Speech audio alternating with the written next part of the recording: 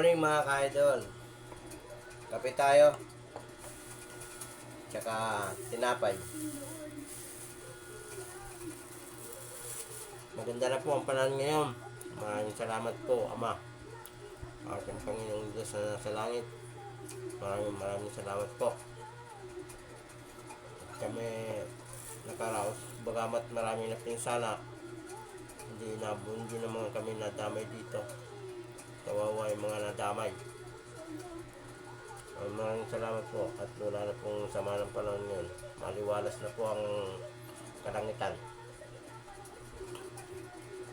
Ano po, wala nang susunod na bagyo ngayong taon na to. May problema. Tawanan lang natin. Huwag tayo masyado magpaka-stress sa problema.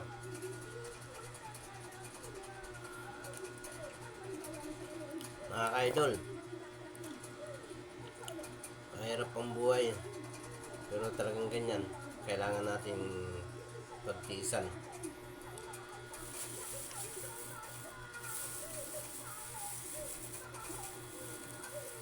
Sarap, tinapay, sausaw sa kape.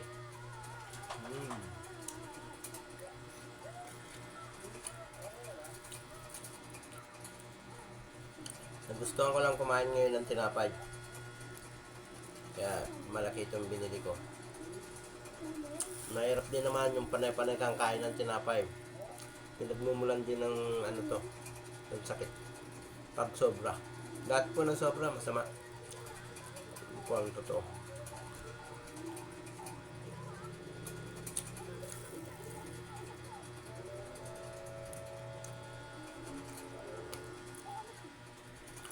Kung taong bahay dito sa bahay ngayon, wala po sila. Amis ko nagpunta ng barangay, may kinuha. Ano ko naman, pumasok na sa school. Kaya ang mga kasama ko, 4 na aso.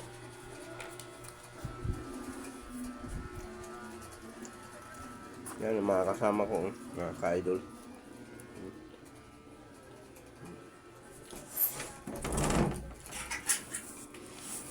Yan ang mga kasama ko. Yan si Tim. Ito naman si Balbon. Yan naman si Peter Puti. At itong number 1 na nandito sa loob, panay ang kamot, wala namang puto, si Saiki. Yan ang pinaka unang aso ko. Yan si Saiki, kaya nangangalaga ko yan. Ano?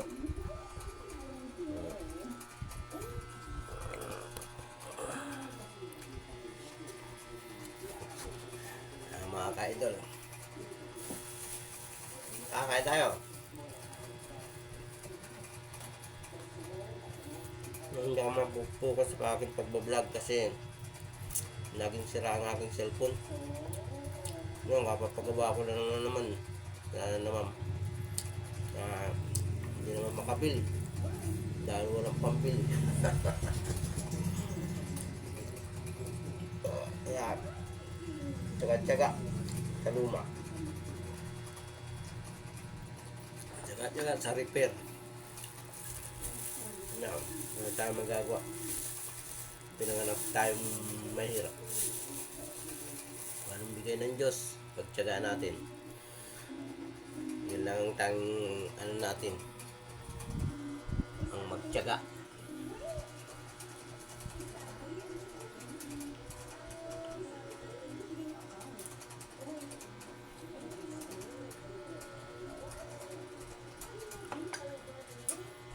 Mamaya baka pumunta ako sa taniman ko. Kasi nung isang araw, hindi ko na i-vlog yung pinitas ko na yung mga papaya. Dinala ng kapatid ko sa Bulacan. At yung saging na kinuha ko, dumating yung kapatid ko, sunog na. At dinala na, pinadala ko na lahat sila sa Bulacan. Yung mga gulay, gabi, papaya, saging. Pinadala ko na sa kapatid ko sa Bulacan. At minsan lang naman kasi mapasyal dito. Kaya binigay ko na sa kanya lahat yung idol. Kaya kung kayo may mga kapatid, habang nabubuhay tayo, mahalin natin. Pakitunguhan natin sila ng maayos, maganda. At para hindi kayo nagtatalo-talo. Yun lang,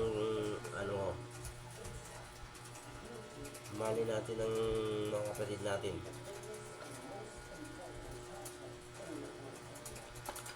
Kung ako nga lang mayaman, baka natutulungan ko ang mga kapatid ko na naghihirap. Kaya parehas kami mahirap. Kaya kung ano mang problema nila, lalapit sa akin, paano meron ako? Yun lang ay may bibigay ko. Hanggang hindi naman natin pwedeng sisihin ng ating mga magulang na tayo sinilang na mahirap. Gusto naman natin mag-aral ng mabuti. Hindi tayo makapag-aral dahil kapos. Kaya ang tanging yaman na lang natin ngayon ay sipag. Sipag na lang ang tanging kayamanan talaga. Ngayon.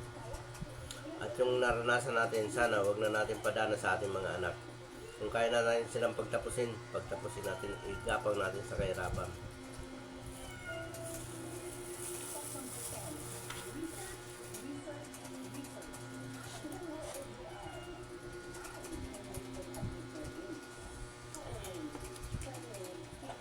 Sarap. Ito, masarap. Sarap ng tinapay. Paano mga ka-idol? Bye-bye. Thank you for watching.